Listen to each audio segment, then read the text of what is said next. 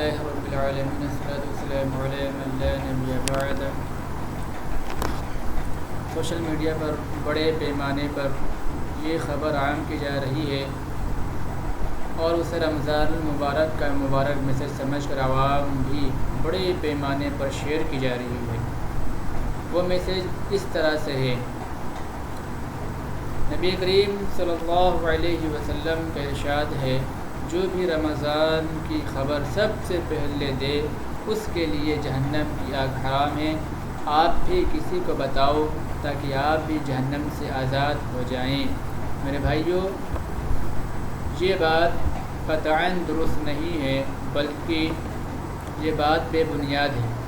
ایسی کوئی بھی حدیث اللہ کے نبی علیہ الصلوۃ والسلام سے ثابت نہیں ہے۔ اسی طریقے سے ایک میسج ہو رہا ہے: مبارک ہو مئی کی فلاں تاریخ کو رمضان مبارک کا مہینہ شروع ہونے والا ہے۔ حضرت محمد صلی اللہ علیہ وسلم نے ارشاد فرمایا، جس نے سب سے پہلے کسی کو رمضان المبارک کی مبارکباد دی اس پر جنت واجب ہو گئی۔ ایک بار درود پاک پڑھ کر آگے شیئر کر لوں۔ یہ میسج لوگوں میں اس قدر شیئر کیا گیا کہ عربی بولنے والے بھی اس سے متاثر ہو گئے اور عربی زبان میں بھی اس کا مفہوم بیان ہونے لگا۔ وہ اس طرح سے ہے: من اخبر بخبر رمضان اولا حرام علیہ نار جہنم۔ اتنا زیادہ یہ میسج شیئر ہوا کہ عربی کے اندر بھی یہ آ گیا: من اخبر بخبر رمضان اولا حرام علیہ نار جہنم، یعنی جس نے سب سے پہلے رمضان کی خبر دی اس پر جہنم کی آگ حرام ہو گئی۔ اس عربی عبارت کو لوگوں نے حدیث رسول سمجھ کر لیا، جبکہ کسی نے وہی اردو والی بات عربی میں ترجمہ کر دیا۔ جیسے کہ گوگل کے اوپر ایک ایپ ہے گوگل ٹرانسلیٹ، کوئی بھی بھاشا میں چاہیں آپ اپنی بات کو جو ہے اسی بھاشا میں بدل سکتے ہیں۔ آپ اردو میں لکھیں گے اور آپ انگلش میں کرنا چاہیں تو انگلش بنا سکتے ہیں، عربی بنا سکتے ہیں۔ اسی طریقے سے اس بات کو بھی کسی نے ایسے ہی کیا کہ اس کو عربی بنا ڈالا: من اخبر بخبر رمضان اولا حرام علیہ نار جہنم۔ بڑے آرام سے جو ہے بن سکتی ہے۔ یا ایسا بھی ہوا ہوگا کہ کسی نے اردو جو ہے عبارت کو عربی میں ٹرانسلیٹ کر لیا، خود عربی جاننے والوں نے، ہے نا؟ یہ بھی ممکن ہے، ہو سکتا ہے کہ کسی عربی بولنے والے نے بھی پہلے عربی زبان میں اس بات کو گڑھ کر پھیلایا ہو اور پھر اسے اردو، ہندی اور دوسری زبانوں میں ترجمہ کیا گیا ہو۔ بہرکیف اتنا تو طے ہے کہ یہ میسج بہت ہی گردش میں ہے، تبھی تو کئی زبانوں میں یہ بات مشہور ہو گئی۔ ایک بات اور میں آپ کے سامنے عرض کر دوں کہ اسلام کے دشمن، قرآن و حدیث کے دشمن بہت سارے ہیں، بے شمار ہیں۔ اسلام کے دشمن بہت ہیں، آپ بھی جانتے ہیں۔ قرآن کے اندر بھی واضح طور پر، حدیث کے اندر بھی واضح طور پر ہے کہ یہودیت اسلام کے کھلے دشمن ہے نا؟ تو ہو سکتا ہے یہودیوں کا بھی یہ چال ہو، کیونکہ اتنا ریسرچ یہود اور نصارہ کرتے ہیں قرآن و حدیث کے اوپر، اتنا کاش ہم لوگ کرتے ہوں، تو وہ لوگوں کا بھی چال ہو سکتا ہے کہ انہوں نے جو ہے ایسی میسج ڈال دیا ہو تاکہ مسلمانوں کا ایمان خطرے میں آ جائے۔ اس طریقے سے ملا علی قاری رحمۃ اللہ علیہ اپنی کتاب الموضوعات الکبریٰ میں کم سے کم 3 لاکھ سے زائد احادیث، جھوٹی حدیث کو لکھا ہے، یہ بتانے کے لیے کہ یہ احادیث جھوٹی ہے، من گھڑت موضوع ہے۔ الموضوعات الکبریٰ اور ایک الموضوعات الکبیر، تو اس کے اندر 3 لاکھ سے زائد موضوع احادیث کو جمع کر دیا گیا ہے۔ اور اسی طریقے سے شیعوں کا بھی یہی رویہ ہے کہ وہ لوگ من گھڑت احادیث کو عام کرتے چلے آئے ہیں اور من گھڑت احادیث عوام کے سامنے پیش کر کے سچے پکے مسلمان کا ایمان کو خراب کرنے کے لیے من گھڑت احادیث کو پیش کیا۔ تو میرے بھائی، اس میسج کے متعلق میں لوگوں کو چند باتوں کی خبر دینا چاہتا ہوں۔ جو میسج عام ہے اس کے بارے میں کچھ آپ لوگوں کو بتا دوں کہ ایسی میسیج جب بھی آپ کے پاس میں آئے، یہ جھوٹا میسیج جب بھی آپ کے پاس میں آئے تو بے دخلی کریں۔ جن میں سے پہلی بات ہے یہ جھوٹا میسیج اسے کسی بے دین ملحد نے اپنی طرف سے گڑھ لیا ہے۔ سب سے پہلی بات تو یہ حدیث ہے ہی نہیں، یہ حدیث ہی نہیں ہے، تو آیا کیسے، کس طریقے سے آیا؟ تو یہ کسی ملحد نے یا کسی دشمنان اسلام نے اپنی طرف سے گڑھا ہے، پھر عوام کے اندر اس کو عام کر لیا ہے، اور ہمارے ایمان و عقیدے کو خراب کرنے کے لیے مسلمانوں کے درمیان شیئر کر رہا ہے۔ یاد رکھیے، جو کوئی نبی کریم صلی اللہ علیہ وسلم کی طرف جھوٹی بات گڑھ کر منسوب کرتا ہے اس کا ٹھکانہ جہنم ہے۔ نبی کریم صلی اللہ علیہ وسلم کا فرمان ہے، من کذب علی متعمدا فلیتبوأ مقعدہ من النار۔ اللہ کے نبی صلی اللہ علیہ وسلم کے پاک ارشاد جو بخاری کے اندر، مسلم کے اندر بھی ہے، ابن ماجہ علیہ الرحمہ نے بھی نقل کیا ہے، من کذب علی متعمدا فلیتبوأ مقعدہ من النار، جو شخص مجھ پر جھوٹ باندھے تو وہ اپنا ٹھکانہ جہنم میں بنائے۔ سوچنا چاہیے اسی طریقے سے، اور جو بلا تحقیق کوئی بات آنکھ بند کر کے شیئر کرتے چلے جاتے ہیں وہ بھی اس جھوٹے کے جھوٹ میں شامل ہو جاتے ہیں۔ نبی کریم صلی اللہ علیہ وسلم نے ارشاد فرمایا، کفی بالمرء کذبا ان یحدث بکل ما سمع۔ ترجمہ، کسی انسان کے جھوٹا اور ایک روایت کے مطابق گناہگار ہونے کے لیے اتنا ہی کافی ہے کہ ہر سنی سنائی بات بغیر تحقیق کے آگے بیان کر دے۔ اللہ کے نبی صلی اللہ علیہ وسلم کا ارشاد ہے کہ ایک انسان کا جھوٹا ہونے کے لیے اتنا ہی کافی ہے کہ ہر سنی سنائی بات کو بلا تحقیق آگے پہنچا دے۔ تو گویا کہ آپ بھی اس وعید کے اندر شامل ہو رہے ہیں، تو آپ اس سے بچیے۔ اس لیے مسلمانوں کو سوشل میڈیا پہ آئی چیزوں کے پہلے تحقیق کر لینی چاہیے، پھر اس کے بعد فیصلہ کرنا چاہیے کہ آیا یہ خبر سچی ہے یا جھوٹی ہے۔ تحقیق کر لینا ضروری ہے، کیونکہ یہ کھیل نہیں ہے، دین کھیل نہیں ہے، مذاق نہیں ہے۔ اگر آپ کا ایک قدم اسلام کے خلاف اڑ گیا، آپ کا ایک قول خلاف اسلام بول گیا تو آپ کفر کے قریب آ جائیں گے، اسلام سے خارج ہو سکتے ہیں۔ تو ایسا کام نہ کریں۔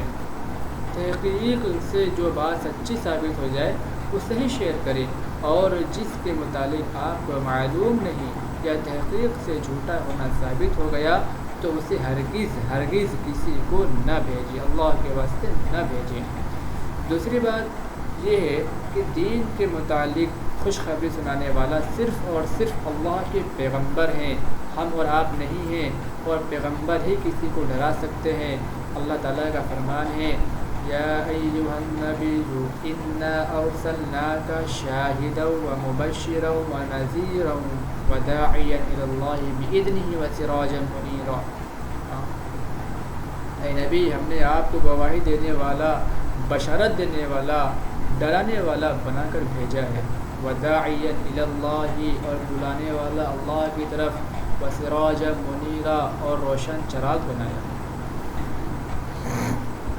اس لیے کسی کو کوئی حق نہیں پہنچتا کہ وہ کوئی بات گڑھ کر اس پر خوشخبری سنائے، کسی کو حق نہیں بنتا۔ اگر کوئی ڈرانے والا ہے تو اللہ کے رسول صلی اللہ علیہ وسلم کی ذات ہے، خوشخبری سنانے والا ہے تو اللہ کے نبی علیہ الصلوۃ والسلام کی ذات ہے، ہم اور آپ نہیں ہیں۔ ہم اور آپ صرف اس بات کے ناقل بن سکتے ہیں، نقل کر کر سنا سکتے ہیں، بلکہ ہم اپنی جانب سے، اپنے نفس سے ہم کوئی بھی نہ کسی کو ڈرا سکتے ہیں، نہ کسی کو خوشخبری دے سکتے ہیں، جبکہ نہ وہ حدیث سے ثابت ہو نہ قرآن سے ثابت ہو۔ بہت سارے میسیج میں لکھا ہوتا ہے کہ یہ میسیج 20 لوگوں کو بھیجو تو مالا مال ہو جاؤ گے، اور اگر نہیں بھیجو گے تو فقیر بن جاؤ گے۔ دوسرا فقیر ہونا ہو، جھوٹا میسیج گڑھنے والا نیکی ضائع کر کے خود فقیر و تلاش ہو گیا۔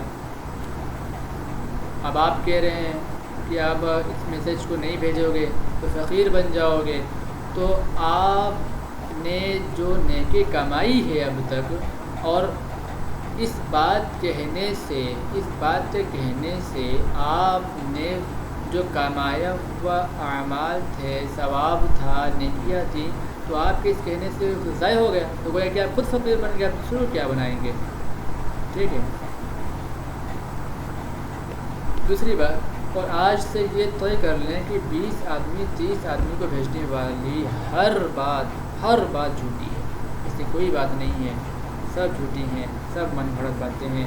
اور تیسری بات یہ، جنت و جہنم اللہ کی طرف سے ہے، ہمارے اور آپ سے نہیں، ہمارے اور آپ کی طرف سے نہیں۔ جنت اگر ہماری نیکیاں ہوں گی، ہم نیک ہوں گے تو اللہ جنت دے گا، ہمارے اعمال برے ہوں گے تو جہنم اللہ دے گا، اس کے مالک تو اللہ تعالیٰ ہے، خالق اللہ تعالیٰ ہے۔ ہم آپ کون ہوتے ہیں جو ہم کسی کو جنت میں بھیجیں یا جہنم میں بھیجیں؟ اسی طریقے سے عقیدۃ الطحاوی کے اندر امام طحاوی رحمۃ اللہ تعالیٰ علیہ نے حضرت ابن عباس رضی اللہ تعالیٰ عنہما سے ایک روایت لیا ہے جن میں انہوں نے کہا ہے کہ اہل سنت والجماعت کے 10 نشانیاں ہیں، اہل سنت والجماعت کے 10 نشانیاں ہیں کہ جن میں سے اگر کسی ایک کوئی ایک نشانی نہ ہو تو اہل سنت والجماعت سے خارج ہے۔ یہ رہا عقیدۃ الطحاوی، اسی کے اندر امام طحاوی رحمۃ اللہ علیہ نے بات کو نقل کیا ہے کہ اہل سنت والجماعت کے 10 نشانیاں، اور جن کے اندر یہ 10 نشانیاں پائی جائیں وہی اہل سنت والجماعت ہے، جن میں سے ایک یہ ہے کہ آپ کسی کو جنتی اور جہنمی نہیں کہہ سکتے، کسی کو جنتی اور جہنمی نہیں کہہ سکتے۔ کوئی آدمی جو اہل سنت والجماعت سے جڑا ہوا ہو، اہل سنت والجماعت کا ہو، اس کے تعلقات اہل سنت والجماعت سے ہو، تو وہ یہ بات نہیں کہے گا، اور جو یہ بات کہے وہ اہل سنت والجماعت سے خارج ہے۔ تو ایسی باتوں سے بھی اجتناب کرنا چاہیے، بچنا چاہیے، ہے نا؟ تو ایسی بات انسان کو نہیں کہنی چاہیے، ہم سب کو بچنا چاہیے، اور آپ کو بھی بچنا چاہیے۔ اللہ تعالیٰ ہم سب کو حق بات کہنے اور سننے کو توفیق نصیب فرمائے۔ اور چوتھی بات، آج کل سوشل میڈیا پہ اسلام کی غلط ترجمانی کی جا رہی ہے، طرح طرح سے اسلام اور مسلمانوں کے خلاف پروپیگنڈے کیے جا رہے ہیں، قرآن و حدیث کا نام لے کر ہمیں دھوکہ دیا جا رہا ہے، جھوٹی باتوں کو نبی صلی اللہ علیہ وسلم کی طرف منسوخ کر کے پھیلائی جا رہی ہے۔ اس لیے ہمیں بہت محتاط رہنا ہے، بہت بچ کے رہنا ہے، اور ایسی باتوں سے اجتناب بھی کرنا ہے، اور اسلام کے خلاف ہو رہی غلط ترجمانیوں کو سدباب کرنا ہے، اس سے روکنا ہے، آگے نہیں پہنچانا، بلکہ جو شخص ایسی باتیں آپ تک پہنچائے تو اس کو جواب دینا ہے کہ بھائی ایسی باتیں قرآن و حدیث کے خلاف نہ کرو، اور یہ بات جو آپ نے ہم تک پہنچایا ہے یہ قرآن سے بھی ثابت نہیں ہے، حدیث سے بھی ثابت نہیں ہے، تو آپ بھی بچو اور لوگوں کو بھی بچاؤ۔ اسی طریقے سے اگر آپ کے پاس میں سے کوئی بات پہنچے آ کر کے بھی بھیجے، فوٹو کے اندر بھی بنا کر کے بھیجتے ہیں، میسیج بھی کرتے ہیں، سب سے پہلے آپ ان سے حوالہ مانگیں کہ بھائی آپ نے یہ میسیج بھیجا ہے، حضور پاک صلی اللہ علیہ وسلم سے نسبت بھی کیا ہے ان کی طرف، اور یہ جو آپ حدیث بھیجے ہیں تو کون سی کتاب سے، کون سی معتبر حدیث کی کتاب سے ثابت ہے، آپ اس کا حوالہ بھیجیں۔ اگر آپ کے پاس ایسی کوئی بھی میسیج آئے تو آپ ان سے حوالہ مانگیں کہ آپ جو بات کہہ رہے ہیں کون سے حدیث سے ثابت ہے، ٹھیک ہے؟ اسی طریقے سے اور قرآن و حدیث سے متعلق کوئی بھی بات بغیر تحقیق کے آگے شیئر نہ کریں، کوئی بھی بات آپ کے پاس میں آئے تو بغیر تحقیق شیئر نہ کریں۔ آپ علماء اکرام کو سمجھ لیں کہ یہ بات ہمارے پاس میں آئی ہے، صحیح ہے یا غلط ہے، کوئی بات شیئر نہ کریں، اور نہ ہی آپ کوئی ایسی بات اپنی طرف سے لکھ کر پھیلائیں جس کے متعلق آپ کو صحیح سے معلوم نہیں، وہی بات لکھیں جو متحقق طور پر آپ کو معلوم ہے، اور ساتھ میں مکمل حوالہ درج کریں تاکہ دوسروں کے لیے اس بات کی تحقیق کرنا آسان رہے۔ اگر آپ کوئی بات بھیج رہے ہیں اور مکمل تحقیق ہے، آپ کو مکمل طور پر علم ہے یہ حدیث فلاں کتاب میں ہے یا آپ نے دیکھا ہے، تو اگر وہ بات آپ لکھ رہے ہیں تو ساتھ میں اس کا حوالہ بھی لکھ دیں تاکہ جو علماء کرام کے پاس میں یہ بات پہنچے یا کسی کے پاس میں پہنچے تو وہ تحقیق کر سکے اس بات کی حدیث صحیح ہے یا ضعیف ہے یا موضوع کیسی ہے. ٹھیک ہے. اللہ تعالی ہم سب کو جو ہے صحیح بات پہنچانے کی تو توفیق نصیب فرمائے, حق بات کہنے اور سننے کی توفیق نصیب فرمائے, اور مجھ سے کہنے میں جو غلطیاں کوتاہیاں ہوئی ہوں اللہ تعالیٰ معاف فرمائے, اور ہم سب کو 100% قرآن و حدیث کے اوپر عمل کرنے والا بنائے, اور احادیث کو پہنچانے والا بنائے, اور صحیح ترجمانی کرنے والا بنائے. اسلام کے خلاف ہونے والے جتنے بھی طریقے ہیں اور ترجمانیاں ہیں ان سب سے اللہ تعالیٰ ہم سب کو جو ہے بچائے, اور اس کے اوپر ہم سب کو جواب دینے کی توفیق نصیب فرمائے. وآخر دعوانا ان الحمد للہ رب العالمین.